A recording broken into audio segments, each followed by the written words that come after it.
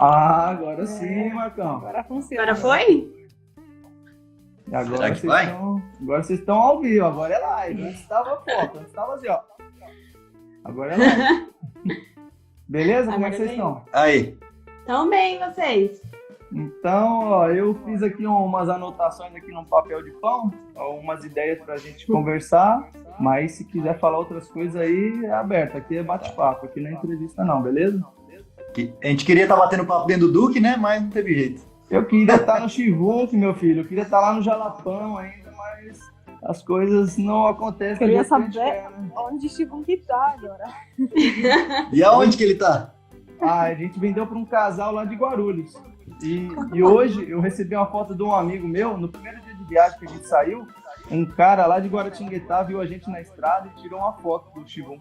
E hoje ele achou lá no HD dele perdido e mandou pra gente. Aí bateu uma saudade da gente estar na viagem. A gente acabou até indo, a gente se emocionou e foi comprar uma barraca. A gente já tá pensando em montar um par de barraca.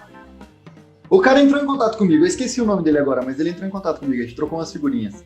Foi? Bacana.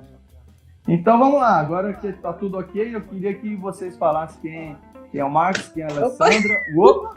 Tá ok? Tá ok? Tá vivo? Acho que.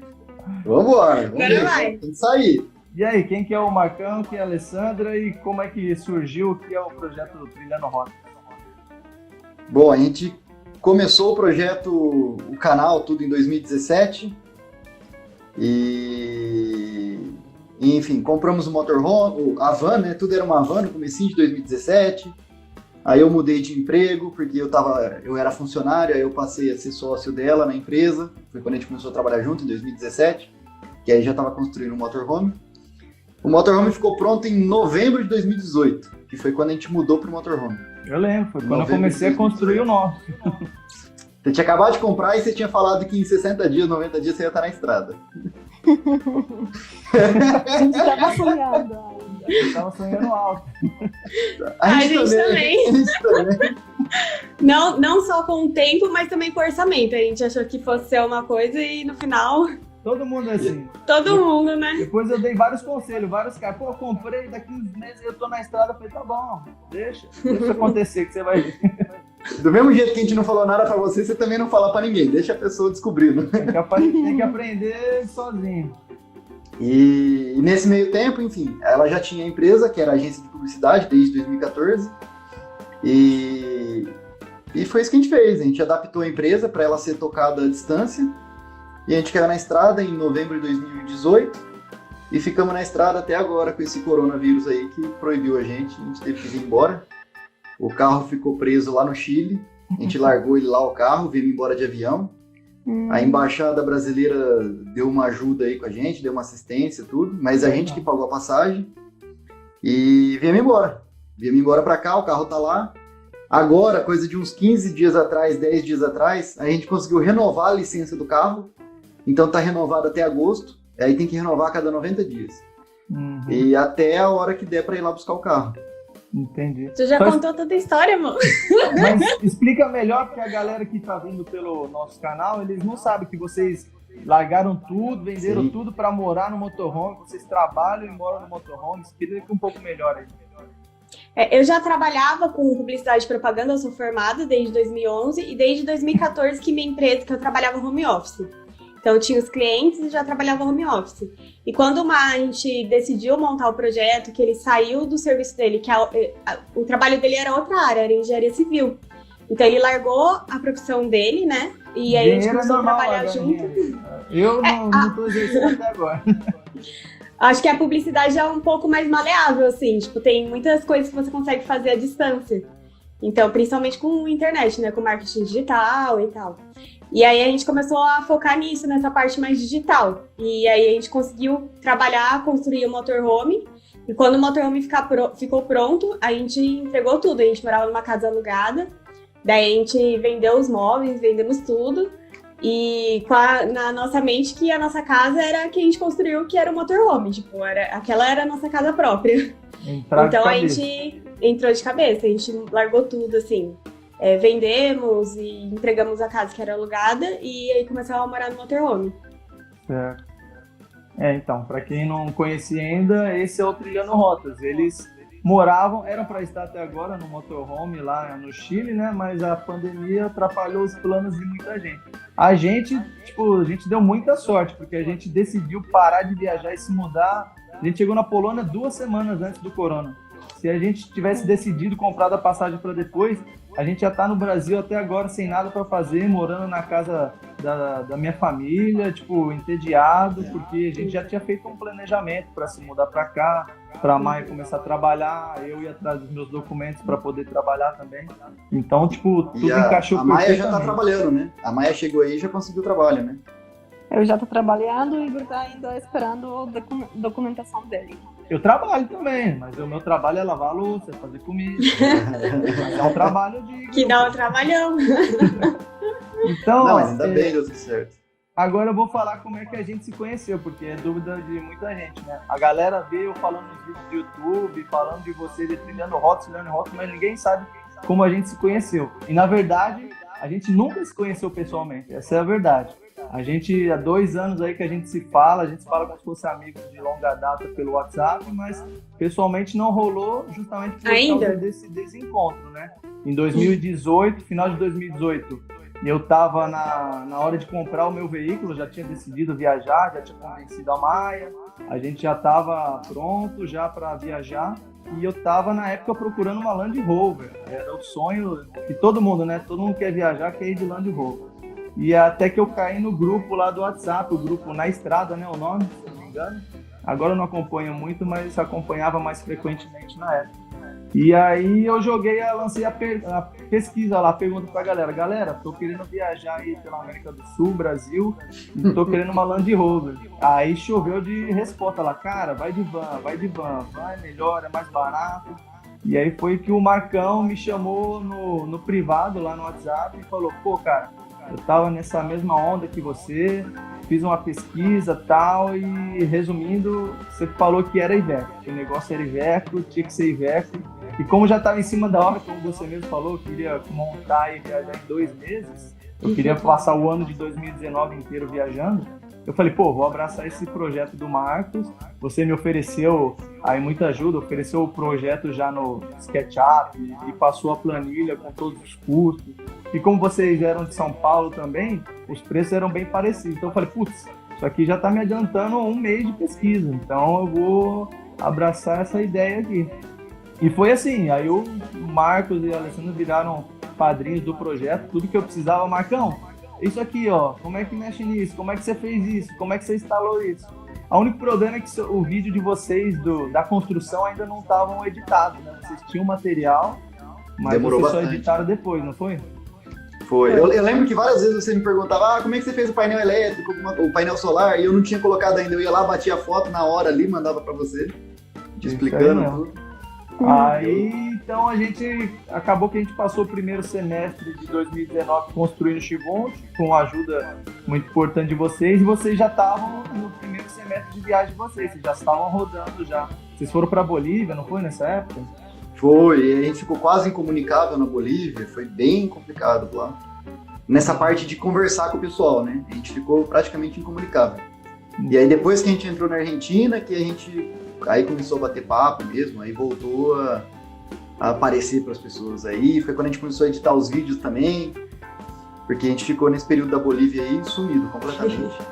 Foi que nem a gente caiu na estrada, a gente queria curtir a viagem primeiro para depois pensar em produzir material. A gente queria fazer YouTube, on time, filmou, gravou, soltou, mas a gente viu que isso é impossível. Só viajando mesmo, vivendo na estrada, você saber que é praticamente impossível você manter a galera atualizada do que está acontecendo na viagem.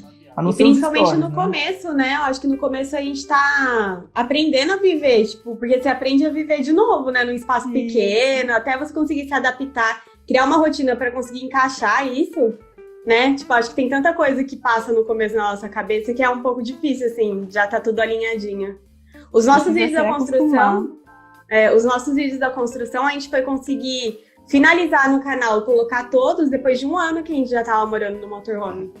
A gente tá começando agora, eu fiz acho que 3 ou 4 vídeos e Tipo assim, e mesmo assim, eu achei, agora a gente tá no nosso apartamento, eu tô com mais tempo, eu vou fazer vários. Só que, tipo assim, você tem que pesquisar, você tem que lembrar, você tem que puxar as imagens, você tem que pesquisar na internet as informações para passar uma informação atualizada pra galera. Não é simples fazer um vídeo, pegar umas cenas de eu serrando madeira, colando um pedaço de cano no outro e vou fazer um vídeo. Não, você tem que relembrar como você fez passo a passo para ensinar pra galera. Porque a minha ideia é essa, assim, eu queria ajudar quem me ajudou, né? Eu aprendi muito na internet. Uhum. É que é muito do foco, assim, do qual que é a sua fonte de renda, né?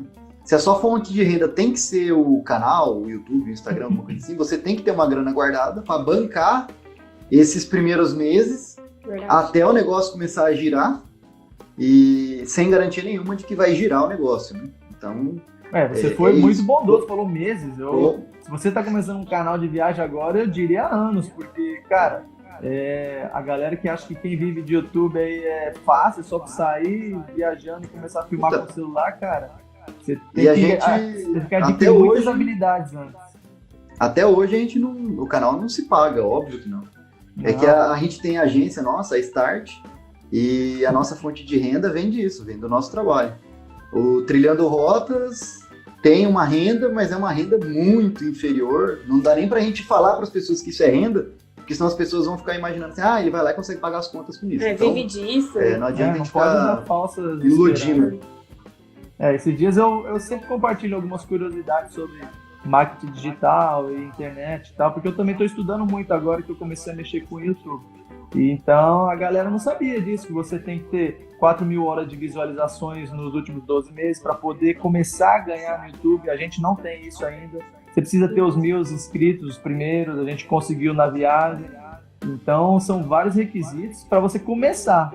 Aí você começa a ganhar os seus primeiros centavinhos em cada vídeo, para você conseguir fazer alguns dólares e, sei lá, pelo menos pagar o diesel da sua van. Você já tem que estar lá nas dezenas de milhares de inscritos e visualizações.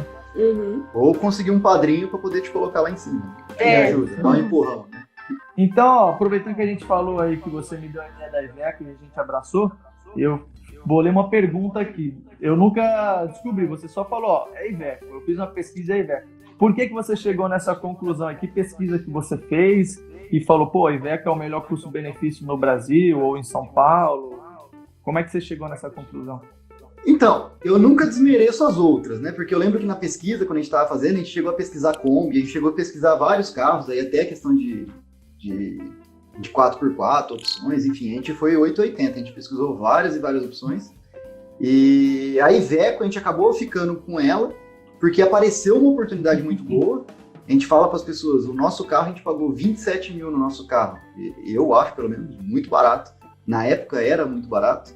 Hoje eu não sei quanto está custando. Mas 27 mil... vida, é isso aí, ó. E aí a grande dificuldade é encontrar um carro que esteja com a mecânica boa. Porque a gente tinha encontrado vários e vários carros e a maioria detonado. A gente chegou a ver uns carros aí, encontrar pessoalmente com alguns carros, aí assim, não tinha condições. Apareceu esse. Tudo isso que você tá falando, eu tô sentindo na pele. Vou contar. Apareceu um carro e esse daí, que tava uns 150, 200 quilômetros daqui. A gente foi para lá, paixão à primeira vista, deu tudo certo. A gente levou no mecânico lá, depois trouxe para cá, que o cara fazia entregas na região. Aí ele veio fazer uma entrega aqui na nossa cidade. A gente levou no mecânico, tudo. É um mecânico que falou muito, muito bem dele. Mecânico diesel. Marcos, cara, a Iveco, se tiver redondinha, pode ir, porque o motor é igual. Todos os motores... A Ducato, a Jumper e a Iveco, os três carros têm o mesmo motor. O que muda é o lugar que está o câmbio, o lugar que está a caixa de marcha, enfim. É o mesmo motor, é o 2.8, né? Dos antigos, os mais novos tem, acho que é 2.2, 2.4, alguma coisa assim, mas é o mesmo motor também. E aí, tração traseira, então tem muita característica de caminhão, e não uma característica de um carro, é mais de caminhão. Tem cardan, tem todas essas coisas, é isso que tem que tomar cuidado, tem turbina, tem tudo. Falei, beleza, aí foi lá, deu tudo certo. E o que a gente viu muito na época, né? Um monte de gente descia o pau, falava mal pra caramba da Iveco, só que todo mundo... Aí um cara que tinha uma Iveco, ele virou pra mim e falou assim, Marcos, você tem que conversar com quem teve Iveco e nunca mais quer ter. Porque o cara que nunca teve, e fala que nunca quer ter, aí não é muita referência. E eu encontrei pessoas que, eu tive esse carro e não quero ter mais. Aí a gente parou para analisar e viu que são casos pontuais, assim como qualquer outro carro, né? Então a gente falou assim, não, vamos investir que vale a pena. A gente não se arrepende de ter investido na Iveco, nem um pouco. Ele é um carro bem bruto, tanto que o nome do carro seria Brutus, mas tinha tantos brutos aí depois que a gente descobriu, ainda bem que a gente não anunciou para ninguém, porque aí a gente foi fazer uma pesquisa tudo e decidiu pelo Duque, né, que significa aquele que conduz. Legal. E foi por isso que a gente ficou com ele. Bacana. Realmente é o que você falou, a Iveco é bicho bruto mesmo. A gente não fez nem o test drive, a gente fez a mecânica e já estava viajando. A primeira vez acho que foi chegando ali no parque do Pico da Bandeira, lá no Alto Caparaó. Cara, a gente pegou umas pirambeiras de terra, aí eu botei primeira, velho, o bicho sobe até parede, velho. Tração traseira, rodado duplo, o seu também é rodado duplo, né? É. Sim. Porra, o bichão subia até parede. Ele é duro, barulhento, mas ele aguenta o pau mesmo. Quando a gente precisou, ele salvou a gente. O nosso carro é o 4912, né? Então, é o modelo 4912, então ele é para 5 toneladas. O nosso carro está com 4.600 quilos. Com caixa d'água, tanque cheio. Quando tá tudo cheio, ele chega a 4.600. E tem a moto que a gente carrega junto, né? No carro. Então, assim, ele tá próximo do limite dos 5.000. E às vezes que a gente teve problema, assim, é porque teria problema de qualquer jeito, sabe? Mas o carro, ele é muito, muito bom. Pra quem tá pensando em Iveco aí, existem vários modelos, né? O nosso era 3510, ela era um modelo um pouquinho mais curto. Eu acho que de comprimento, o baú ali, o furgão tinha 4,5 e o seu tem umas 5,5 metros, né? O seu tem 3,5 e o nosso tem 4,5. Isso, desculpa. De baú. É 1,5 metro, a grande questão da Iveco é que, historicamente, muitas empresas transportadoras e tudo mais compraram Ivecos com planos aí que tinha o governo, enfim, um monte de coisa. Então é muito difícil você encontrar uma Iveco boa, muito difícil. A maioria está judiada, a grande maioria. Mas isso não é Iveco, isso é van. Van, de um modo geral, ela é judiada, né? Então o desafio é você encontrar uma boa. Então, você falou aí que no caso de vocês procuraram, vocês tiveram bastante tempo, né? Procuraram até achar uma com a mecânica boa. O nosso problema, e justamente é o que eu faria diferente hoje, se eu fosse começar do zero de novo, é procurar com mais calma, porque como eu te falei, né, eu já queria comprar um veículo, você me deu a ideia da Iveco, eu comecei a ver várias, e aí várias opções tinham boas, com mecânicas boas, mas preços que a gente não tinha na época. Eu estava vendendo o meu veículo, que era um Gol, e eu precisava desse dinheiro para comprar uma Iveco melhor. Só que aí apareceu o Xingu na nossa vida, ele estava numa cidade a 50 quilômetros da gente, pertinho para ir. Eu fui lá com o Gol, e, cara, o cara num preço muito bom. A gente pagou, vou falar pra você, 15 mil reais nele. Preço de banana. E aí, meus amigos, eu tenho um amigo que vende carro e falou, cara, 15 mil é o preço só desse motor. Aí eu falei, beleza, verdade. Então tô comprando barato, eu tô vendo que tá judiada, mas eu tenho aí um dinheiro bom para deixar ela zerada. Só que aí eu não contava com o quê? Eu queria viajar rápido. Então eu não contava de ficar na mão dos mecânicos, cara. Aí na cidade que a gente estava, em Guaratinguetá, poucas opções de mecânico. O mecânico lá deu um chá de canseira, cara. Eu tive que ir todo dia lá na mecânica. Lá. Se estiver me assistindo aí, ou alguém do Guará que conhecia lá, o Ricardo, não vai falar pra ele, ele vai ficar chateado. Mas eu, cara, tinha que ir lá porque ele não fazia o serviço, deixava de lado. Então a gente perdeu muito tempo com o mecânico. Até que eu resolvi levar pra São Paulo. Quando eu achei que tava bom, aí o cara olhou pra mim e falou, cara, você vai ter que retificar o motor ou você vai ficar na estrada. E aí a gente com o carro já pronto internamente, os móveis praticamente prontos, a gente teve que esperar mais que era um mês, ficou 50 dias. Imagina, a gente com tudo feito, mala pronta, e 50 dias em São Paulo esperando o carro com o motor ser retificado. Então isso aí foi os 6 meses que a gente perdeu, poderia estar viajando, a gente não planejou, não colocou isso no papel, então a gente poderia ter comprado um carro com a mecânica zerada, pagar um pouco mais caro e já ter saído viajando, mas não aconteceu porque a gente não tinha o dinheiro. Depois eu vendi o Gol e aí eu consegui mais dinheiro para fazer a manutenção e tal. Foi do jeito que tinha que ser, mas foi um aprendizado que a gente pagou. O orçamento sempre estoura, né? Porque a gente não tem experiência e a gente busca do que as outras pessoas estão falando, tudo, aí você vai montar, não, eu vou gastar X. Não tem como você gastar, você sempre gasta mais. Cara, na verdade Sempre ficou no orçamento que eu tinha, porque eu tinha. Foi muito bom, cara. Aquela planilha que você deu foi excelente, porque, tipo assim, você tinha os valores lá de São Paulo, mais ou menos um ano anterior, então não tinha uma variação muito grande. Eu sabia o que eu queria fazer, então eu falei, pô, colocou ar-condicionado, eu não quero, moto eu não quero, isso aqui eu quero mais simples, mais simples. Falei, então o Marcão gastou X, eu vou gastar X menos isso. Falei, isso eu tenho, beleza. Aí quando eu comprei por 15 mil, eu falei, porra, nossa, paguei barato, vou fazer por metade do preço do Marcão, porra, sucesso, vai bombar no YouTube, vou falar que eu montei um motorhome com 20 mil. E aí, nossa, quando começou a primeira lista de peças do mecânico, eu já falei, nossa, fudeu. Aí beleza. Já passou dos 20 mil já. Eu falei, agora não vai precisar de mais nada. Aí comprei tudo, trocou. Ah, tem mais isso. Aí a turbina deu pau no meio da Dutra. Aí outra turbina. Aí não sei o que. Aí depois só a retífica do motor eu gastei 10 mil reais. Mas o que acontece? Eu fiz como você fez também. Eu mantive o controle acirrado de tudo que eu gastei. Eu tenho essa planilha. Cada parafuso, cada arruela que eu ia comprar, eu colocava lá na planilha. Então eu consegui reaver isso, eu vendi o carro exatamente pelo valor que eu gastei, aproximadamente. Então foi um investimento mais da nossa mão de obra. A gente passou aí 4 meses construindo o carro de segunda a segunda, 8 horas por dia. Então a gente não ganhou nada por isso, mas a gente pôde viajar no motorhome que a gente construiu e conseguimos reaver o dinheiro na venda do veículo. A Maia quase me mata, falou, nunca mais você faz isso, eu nunca trabalhei tanto na minha vida. E hoje chegou pra mim e falou, tô quase comprando outra van pra gente começar a construir. Ah, mas é incrível, vocês porque... têm que comprar uma aí na Europa aí pra vocês. Eu tô morrendo de saudade também, tipo, assim, tem as dificuldades, aí a gente fica, nossa, saudade de uma casa, tal, porque é confortável, tal, né? Aí agora a gente tá aqui na casa, fico, nossa, saudade do motorhome. Uma loucura, quando a gente tava se matando lá, construindo, eu tava tão puta. Eu falei, não, nunca mais na minha vida, nunca mais. Se você quer viajar de motorhome, fica rico e compra pronto. Já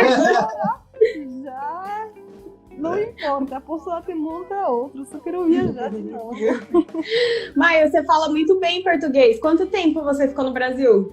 Obrigada, eu fiquei, última vez, foi 2 anos que eu fiquei, certo? Chegou em junho de 2018 e a gente saiu em fevereiro de 2020, quase 2 anos. Quase 2 anos. E você aprendeu nesse período? Na verdade, eu comecei a aprender 1 ano antes. Quando eu cheguei para fazer intercâmbio, foi 6 meses. E foi esse tempo que eu comecei devagarzinho a aprender. Depois voltei aqui para Polônia para acabar meus estudos e depois voltei de novo para o Brasil para fazer essa viagem e tudo mais. Então eu estava continuando, né? Aprendendo todo dia. E agora já estou falando, já consigo se comunicar. Tá falando super bem. E a gente fala rápido, né? Então você tá entendendo bem. Não, já fala tudo que é de ruim, ela já entende. Já fala várias malandragens já.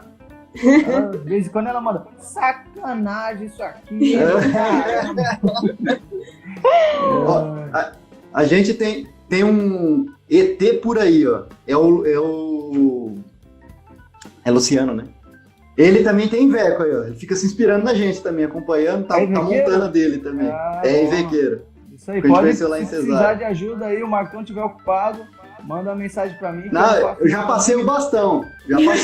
Pode pegar aí. Pode mandar. Eu apadrinhei uma galera aí, já apareceu uns 3, 4 aí, falou, cara, comprei Iveco. Leandro. Tô seguindo vocês aí. Aí, ó, o Leandro aí. Pode mandar mensagem aí, Leandro, porque aqui é papo, já é assim que eu fiz e quando sair os vídeos aí você vai ver melhor. Mas tem uma galera que comprou acreditando na gente, eu também falo para ver os vídeos de vocês e a galera tá montando baseado no nosso projeto. Isso é bom. A dele é 3510, a nossa era 4512, né? 4912. A dele é igual a sua. Até aqui, ó, por onde fui tá comentando, porque eles entraram na nossa. E aí coube na nossa ser 8 pessoas sentadas. Então, tipo, era grande mesmo, assim. Lá na Patagônia, em Alcalafate, enfim, aquela região ali. Aí também, a galera.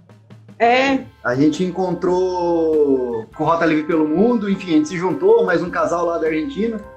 Umas 2 vezes, né? 2 ou 3 vezes a gente jantou em 8 pessoas dentro do carro. Caraca. E tava frio, a gente ficava lá dentro, mas foi bem tranquilo, assim, tipo, foi... E ela perguntou se ainda, tipo, foi o recorde. Depois dele... Não, depois dele chegou o coronavírus. Depois dele acabou tudo. Vamos tentar dobrar esse recorde aí depois, então. Fazer uma festa lá dentro do Duque. A gente conseguiu não, a gente tentou e colocou só 4 pessoas. A gente fez um jantar lá de estreia quando o Shibun ficou pronto, a gente montou na casa de um amigo nosso, em São José dos Campos. Então, quando ele ficou pronto, antes da gente viajar, a gente comprou umas pizzas e chamou esse casal de amigos nossos, o Francisco e a Gabi. Então, a gente botou eles lá, a gente tem só uma poltrona para 2, né? Mas a gente usava mais a cama do que a poltrona, porque a nossa cama também. A gente fez baixinha, a gente não fez alta, que nem vocês. Então, quase sempre um ficava na poltrona e outro ficava na cama. E a gente deixou um lado da cama sem armário aéreo, justamente para você ficar sentado e não bater a cabeça. Então foram algumas modificações que a gente fez no projeto de vocês e adaptou pro nosso. Mas vocês conheceram boa parte do Nordeste, né? A gente não conseguiu. Nossa, não deu tempo de fazer isso. Boa parte, é um plano. Eu tenho areia no tênis de cada praia ainda. Nossa, que delícia, eu amo praia. Não vejo a hora de fazer Nossa, fazendo frio lá embaixo. Na Bolívia. Não, a gente foi lá para poder quebrar o cardan. Então tá certo, teve um motivo. Tudo é experiência, não, mas lá é bonito, hein, aquela parte também. Mas eu sou doida pra conhecer o Brasil também. E agora, aproveitando essa fase de pandemia, né, eu acho que quando a gente voltar a viajar, talvez é o que a gente vai fazer, viajar mais no Brasil, por enquanto, até, sei lá, vamos ver. Acho que é ótimo. Cara, vocês não eu vão gostei muito. A gente teve que readaptar também, quando eu idealizei, queria viajar, eu queria ir pro Alasca, queria dar a volta ao mundo. Aí foi tudo se adequando, né? Conheci a Maia, aí decidimos viajar só 2019. Aí de um ano caiu para 6 meses de viagem. A gente falou, pô, melhor fazer o Brasil, a parte norte e nordeste bem feito, do que querer sair, cruzar a fronteira e ficar, eu passei nesse país, tá? O que você viu? Eu fui em 2 pontos turísticos e fui embora. Não. A gente preferiu viajar devagar e ficar mais tempo nos lugares legais do que sair contando e fazendo números de quilômetros e países, entendeu? A gente faz isso também. Em 1 ano e meio, a gente conheceu a Bolívia, a Argentina. Assim, a gente conheceu pouca coisa comparando com muitas pessoas que viajaram 1 ano e meio e foram, assim, até o Alasca, Europa. Então, assim, a gente gosta também, o nosso estilo de viagem também sempre foi mais devagar, para conhecer mesmo os lugares. Tem uma galera aí com 8, 9 meses já chegou no Alasca, né? Cara, a gente foi acompanhando, a gente tava não tem nada de errado, né? Não tem nada de errado. Acho que cada não tem um estilo, né? Mas eu acho que pra mim seria muito cansativo, assim. A gente aprendeu na viagem, porque a gente saiu na correria e tal, então a gente não planejou, vamos fazer assim. A gente ia pra cidade e falava, a gente quer ir pro Nordeste, vamos por aqui ou por ali. A gente não tinha, tem que ser essa cidade, tem que ser. E a gente foi aprendendo. O primeiro dia eu dirigi 100 km, falei, beleza, tranquilo. Aí no outro dirigi 500, falei, pô, não quero. Aí chegamos num termo ali que, 200, 300 km por dia de viagem, né? O dia que a gente dirigia era legal, beleza. Aí quando viajava, né? Cidade boa, a gente ficava 3, 4 dias, deu, já exploramos tudo, vamos pra próxima. Cidade ruim, teve cidade que a gente estacionou, olhou, não gostou, pegamos o carro e saímos. Então a gente foi descobrindo o nosso tempo, a nossa velocidade de viagem com o tempo. A gente foi descobrindo com a estrada mesmo. É que o grande desafio é a questão da renda, né? Se você resolver a questão da renda, não interessa o tempo que você vai ficar na estrada, porque o tempo, enfim, você vai ficando, você tem a sua vida para você passar, né? Você não tá numa contagem regressiva, né? Não é uma corrida de quem chega primeiro. Então a grande questão é de resolver a questão do dinheiro. Agora, se você tá com uma grana guardada e tá gastando a grana, beleza. Aí você tá com essa grana, quando atingir aquele valor, você tem que parar, né? Tem que lembrar, são 2 estilos totalmente diferentes. Apesar dos carros serem parecidos, a gente viajou com o dinheiro que a gente guardou, a gente não tinha que parar, trabalhar e fazer dinheiro, a gente foi aproveitando a viagem o máximo possível, e vocês não, vocês foram trabalhando, fazendo dinheiro e viajando. Mais trabalhando que viajando, porque o Marcão, eu abro os olhos, só tá trabalhando. Esse cara Mas assim, não, mas trabalha muito. Mas assim, às vezes as pessoas olham assim, as nossas fotos, os vídeos, e acham que é uma coisa assim que eu acho que tem que conscientizar também, porque No nosso caso, por exemplo, a gente mais ficava trabalhando do que passeando mesmo, assim, sabe? Então tem os dois lados. É uma experiência maravilhosa, mas tem os outros lados também, né? A gente não reclamava porque... tudo bem. Não tinha que reclamar muito. Fiquei 5, 6 dias trancado dentro do motorhome, não conheci nada. Mas não é assim, não conheci nada. De noite eu dei um passeio ali no bairro, eu tô numa paisagem diferente. Semana que vem, daqui 2 semanas, eu sei que eu tô em outro lugar. Então, por exemplo, a gente fala para as pessoas, nesse tempo de novembro de 2018 até agora, a gente andou mais ou menos uns 35 mil quilômetros. Fala assim, pô, é pouco? É pouco. Justamente porque você vai indo de 500 em 500, 500 em 500 todo mês. O carro tá a 6 mil quilômetros daqui da nossa casa hoje. Então, tá longe pra caramba, né? Nossa, a gente conheceu tanta coisa, Tem que reclamar. Eu acho que nesse sentido, as redes sociais são um pouco, elas enganam muito. O que acontece? A gente não pode chegar e ficar compartilhando, estou trabalhando hoje, hoje não fiz nada, hoje o dia foi uma merda. Não, a gente compartilha as coisas legais, fala, olha esse lugar que eu visitei. Aí se você vai tirar 100 fotos num dia, durante a semana você vai postar fotos daquele dia e vai trabalhar os outros 6. Então isso é a pessoa que não tem noção e acompanha as redes sociais, ele fala, pô, o cara só viajou, o cara não lavou roupa, o cara não lavou louça, o cara não cozinhou, não tomou chuva, não entrou embaixo do carro para consertar o cardan, entendeu? Porque isso, não, querendo ou não, ninguém quer ver. Algumas pessoas até gostam. Uma pessoa pediu pra mostrar a gente fazendo faxina no motorhome. A gente começou a história... Mas tem gente que quer ver, não. É que é importante também mostrar, né? Teve um caso, logo que a gente começou a viajar, a gente tava na Bolívia e eu tinha lavado roupa e não tinha aonde estender, assim. Com o tempo a gente foi descobrindo as formas melhores, né? Mas como no começo, aí a gente tava na frente de uma igreja e tinha um portão daquele cheio de furinho, assim. Aí o mar armou uns varal lá. E acho que era domingo, não sei, a gente falou, não tem ninguém aqui, vamos armar e vamos estender a roupa aqui, né? Aí deu uns 10 minutos que a gente tava lá com a roupa tudo estendida, chegou o pastor. Viu? Não tem como vocês tirar a roupa daí não, porque vai ter culto aqui. Ai, gente. Então, assim, nossa, assim, hoje a gente dá risada, mas assim, um pouco estressante na hora essas situações. Assim, é difícil, não é fácil. Você tá lavando sua roupa, você tem que... Tem situações, assim, que são complicadas, né? Que, tipo, a gente acaba não mostrando porque também tem coisas maravilhosas e a gente quer compartilhar as coisas maravilhosas, né? Exatamente. Mas... a gente chegou a postar essa da roupa, da máquina de lavar roupa. Aí um cara respondeu no comentário e falou assim, eu queria que meu problema fosse descobrir onde estender a roupa. Porque ele não enxerga, né, todos os problemas que tá tendo, né? Não, o que você falou, lembra uma vez, a gente conversando, você falou, pô, vitimismo não rende nas redes sociais. Você fica, nossa, cara, minha vida dá uma bosta, tô cheio de problema. Quando a gente teve problema lá e quebrou o rolamento lá no meio do Maranhão, eu não fiquei lá, pô, cara, nossa, que perrengue. Falei, galera, estamos com um problema, olha aí, vou botar umas fotos do Jalapão enquanto a gente resolve o problema. Daqui 2 dias, pô, estamos na estrada de novo. Porque a galera não vê. Você gastou grana, gastou tempo, porra, o guincho quebrou lá, o cara me deixou o chibum cair pra trás, estourou minha caixa d'água. Meu Deus! Porra, só problema. Eu acompanhei os stories nessa época. Pode ser? Vamos seguir? Bora? Vou dar uma de chata aqui de Faustão, vou cortar já. Eu pensei aqui na gente falar também nos prós e contras de... A gente falou por que escolheu você falou por que escolheu a Iveco dele. E agora que você já tem bastante bagagem de viajar com ela, por que os prós e contras de viajar com a Iveco? Fala os seus e depois a gente fala o nosso. O que você acha que foi bom, o que não foi? É lógico que a gente nunca viajou em outro veículo, né? Mas a gente tem noção do que poderia melhorar ou não no projeto. O que você acha? Bom, falando do carro, o principal é conforto. Definitivamente é um caminhão, não é um carro. Então... Nunca vai ter o conforto. Por exemplo, por onde fui aqui, eles estão assistindo a gente. Eles têm uma Ducato.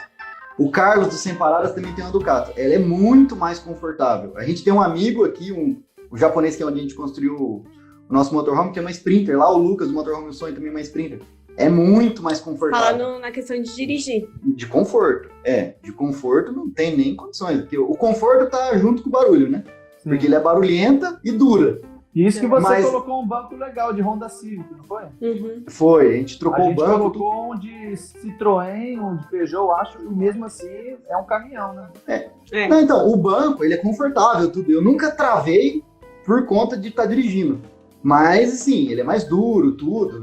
Descer na Patagônia lá, você vê que a Patagônia foi uma loucura que a gente fez. A gente desceu 3, 4 mil quilômetros em 5 dias, 6 dias, eu acho.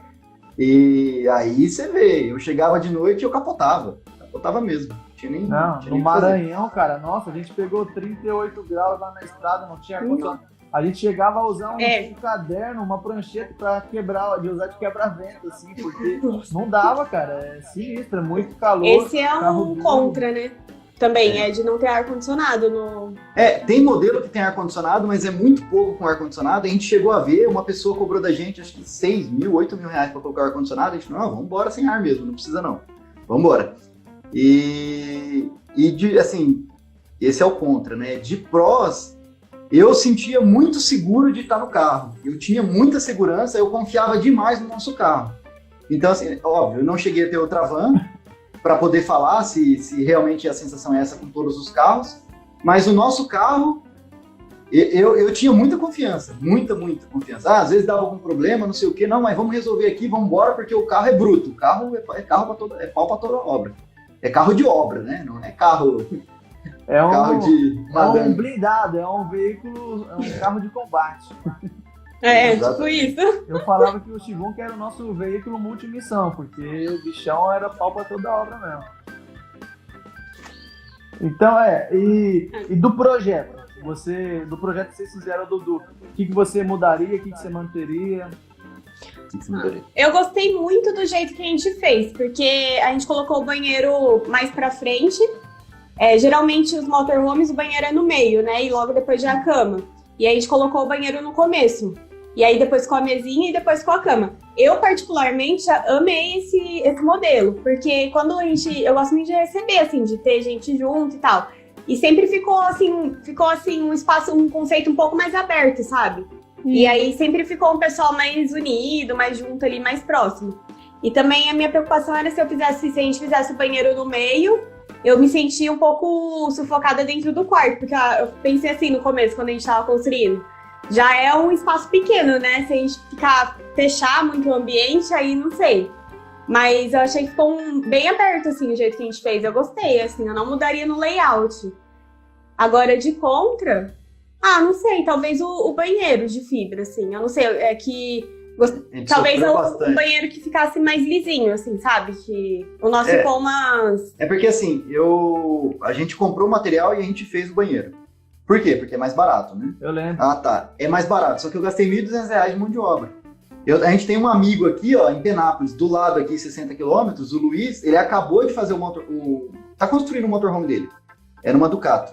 Ele gastou, acho que 1.400 com a mão de obra, com tudo incluso. Lá na cidade, em Penápolis, que dá 60, 80 quilômetros daqui. Então, na época, eu procurei gente aqui na cidade e não encontrei. Se eu tivesse encontrado, eu teria contratado essa pessoa, se o preço fosse atrativo. Mas, como eu não encontrei, eu falei, não, eu mesmo vou fazer esse negócio, caí pra dentro, demorei 15 dias pra fazer esse banheiro, deu um trabalho do caramba. Mas, se fosse fazer de novo, eu contrataria alguém para poder fazer o banheiro, do jeito que eu falasse para ser feito.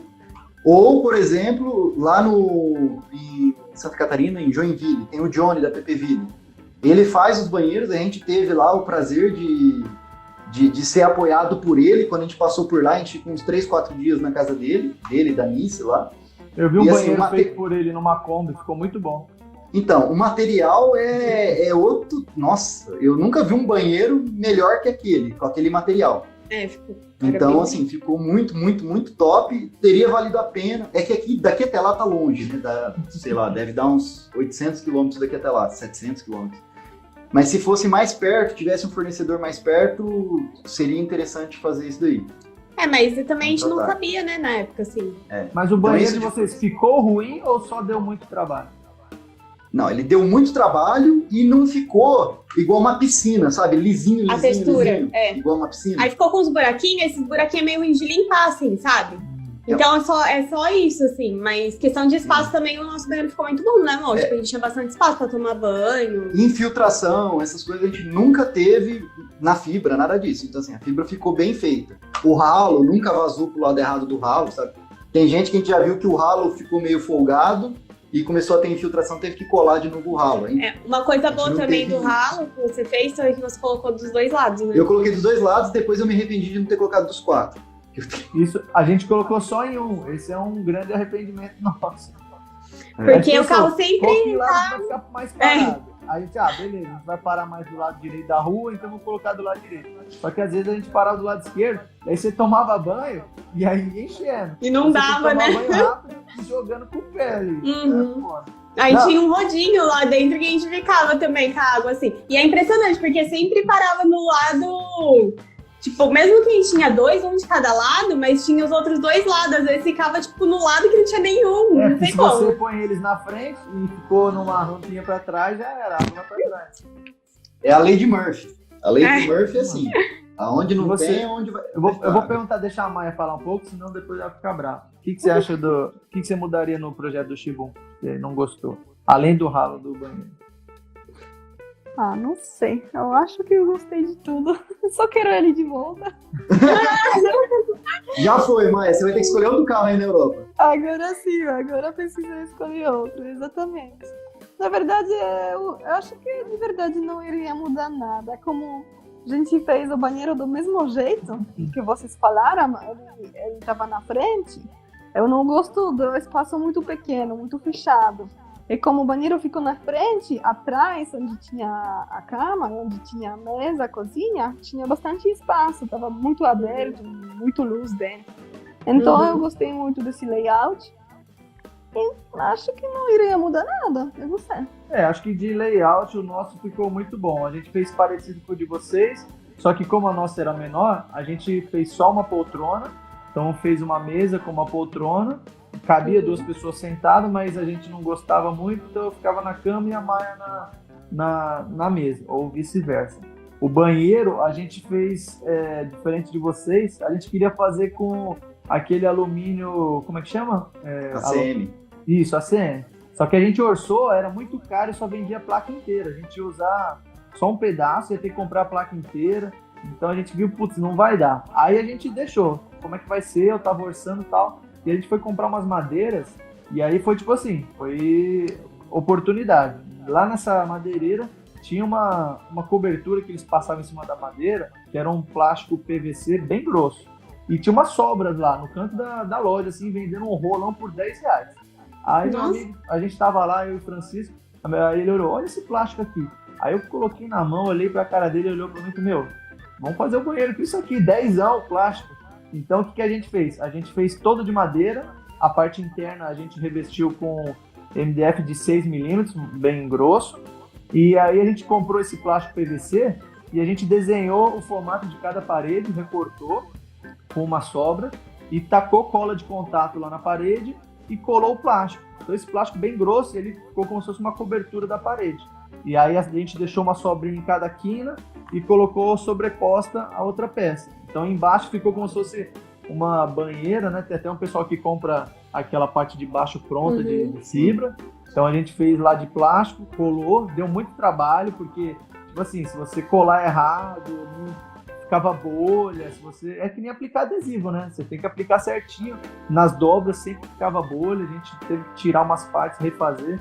Mas no final ficou muito bom e muito barato. A gente fez um banheiro que ficou relativamente bom e barato, porque a gente usou madeira de reaproveitamento, a gente foi num depósito de madeira lá, eram umas caixas da Embraer, que eles recebiam peças grandes, e eles davam para esse depósito vender. Então a gente pegou umas vigas de pinos bem grandes, fez a estrutura, e revestiu com MDF de 3mm por fora e de 6mm por dentro. E passamos esse plástico e cola de contato, cara.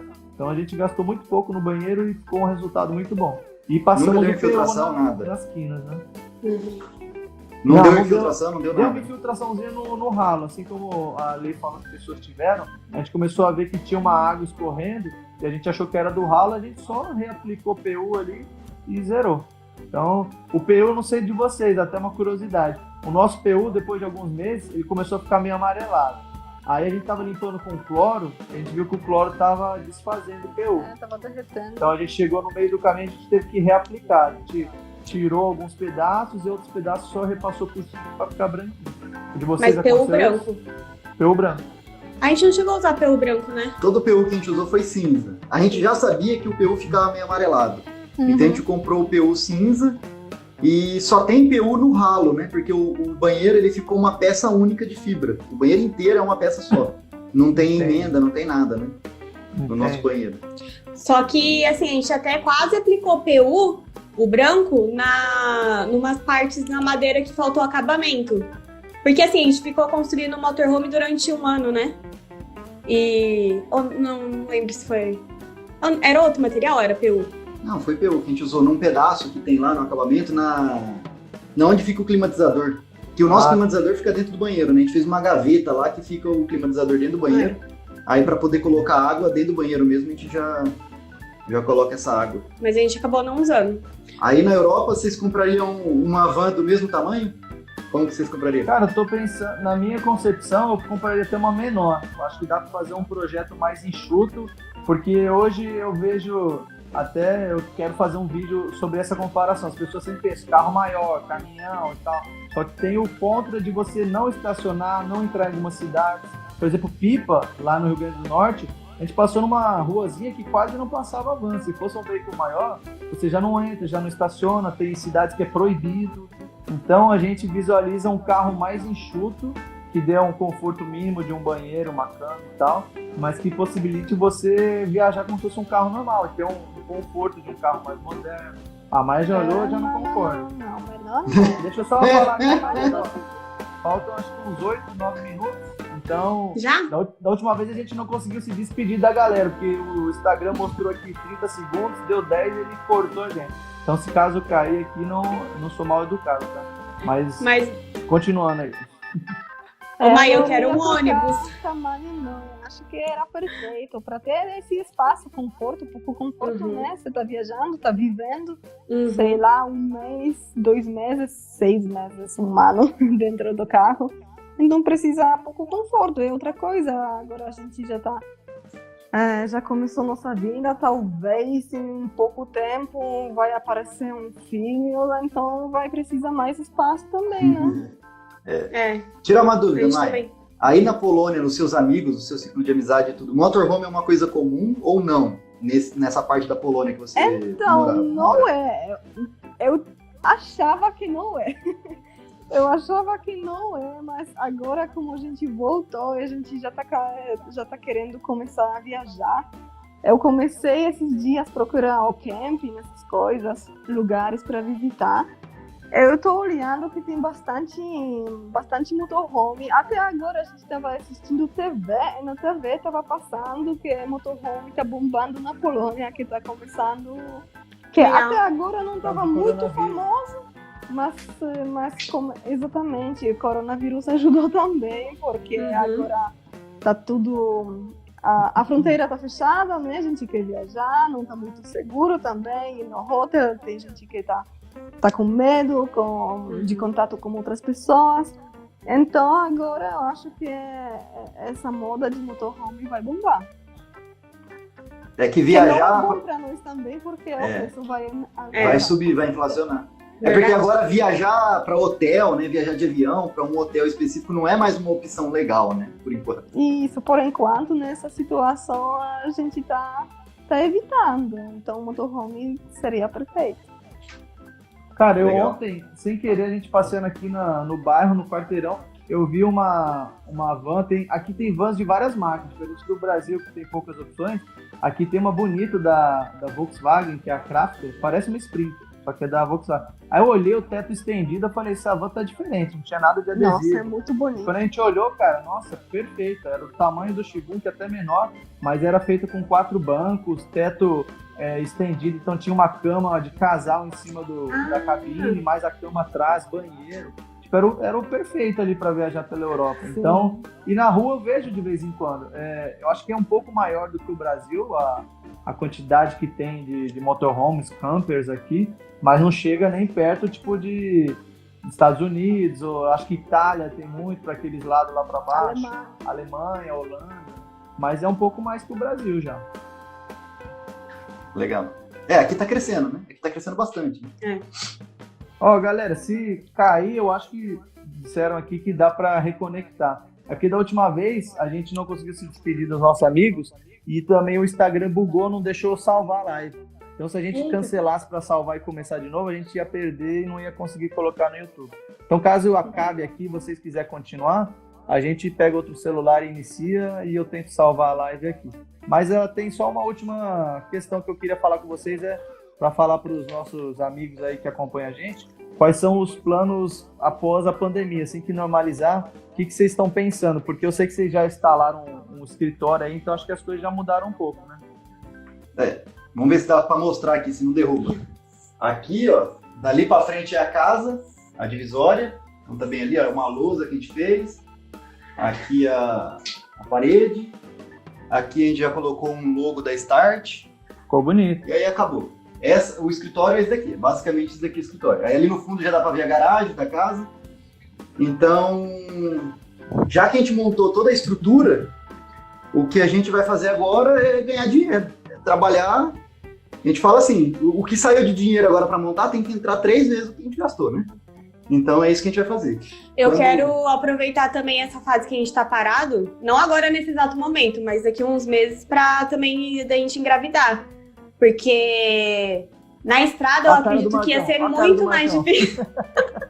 Não, mas eles sabem. Minha sogra tá ao vivo, ela tá assistindo aí. Mas, assim, vamos ver, né? Porque, assim, uma das minhas preocupações era, assim, a gente quer ter filhos, mas a gente se preocupa com a questão financeira, por isso que agora a gente tá trabalhando bastante.